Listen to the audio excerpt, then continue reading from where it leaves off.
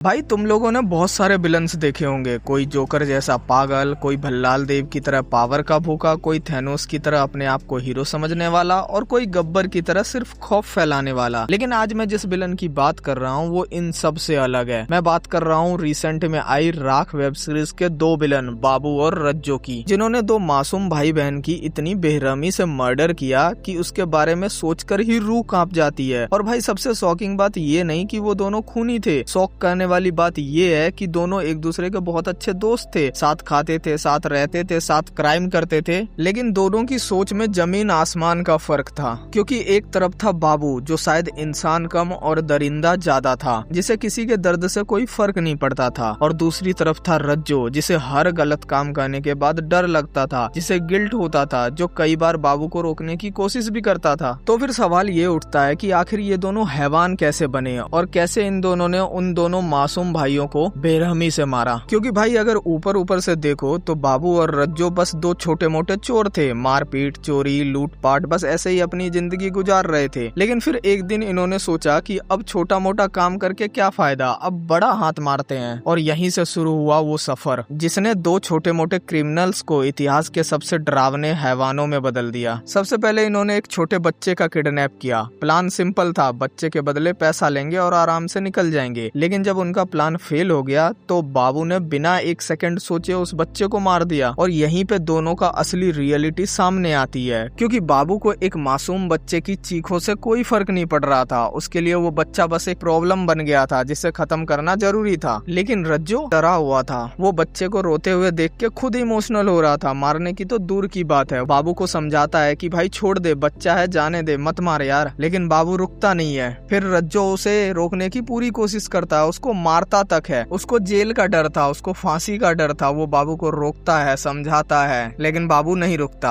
लेकिन एक चीज और थी, उसको बाबू से भी डर लगता था और शायद इसी वजह से वो हर बार गलत को देखकर चुप रहता था। और दोस्तों, कभी कभी बुराई की शुरुआत खुद बुरा बनने से नहीं बल्कि गलत को चुपचाप सहने से होती है। और शायद रज्जो के साथ भी यही हुआ। एक तरफ बाबू था जिसके अंदर की इंसानियत कब की मर चुकी थी, और दूसरी तरफ रज्जो जिसकी इंसानियत अब भी जिंदा थी, लेकिन उसके अंदर सच के लिए खड़े होने की हिम्मत मर चुकी थी। और जब एक दरिंदा और एक कमजोर इंसान साथ आ जाए तो अंजाम अक्सर बहुत खौफनाक होता है। और इसका सबसे बड़ा शिकार बने साहिल और सुमन, एक भाई और बहन जो स्कूल से घर आ रहे हैं, बस छूट जाती है। और भाई कितनी अजीब बात है ना, कभी कभी जिंदगी के सबसे ट्रेजेडी की शुरुआत किसी बहुत बड़े डिसीजन से नहीं बल्कि एक छोटी सी मिस्ड बस से होती है। सुमन को रेडियो स्टेशन पहुंचना था, उसका सपना था गाना गाने का। और साहिल भाई अगर ध्यान से देखो तो वो बस एक छोटा भाई नहीं था, वो अपनी बहन का बॉडीगार्ड था। उसको अंधेरे से डर लगता था, वो थोड़ा मासूम था, लेकिन अपनी बहन के साथ खड़ा रहना उसने कभी नहीं छोड़ा। अब भाई सोचो, उस दिन अगर बस मिस ना होती, अगर उन्हें लिफ्ट ना लेनी पड़ती, अगर वो थोड़ी देर पहले निकल जाते तो शायद पूरी कहानी ही अलग होती। बट ट्विस्ट ये है, जिंदगी अगर और शायद पे नहीं चलती, बट मेरा चैनल इसी पे चल रहा है। तो देखो, जब साहिल और सुमन दोनों लिफ्ट का वेट कर रहे थे तब साहिल अपनी बहन से कहता है कि बहन छोड़ दे, कोई लिफ्ट नहीं देगा, आजा पैदल चलते हैं, रेस लगाते हैं, कौन पहले पहुंचता है रेडियो स्टेशन। लेकिन सुमन बोलती है नहीं भाई, प्रोग्राम है, अगर पैदल जाएंगे तो लेट हो जाएंगे। लेकिन फिर साहिल बोलता है कि तुझे डर लग रहा है, तू रेस से हार जाएगी,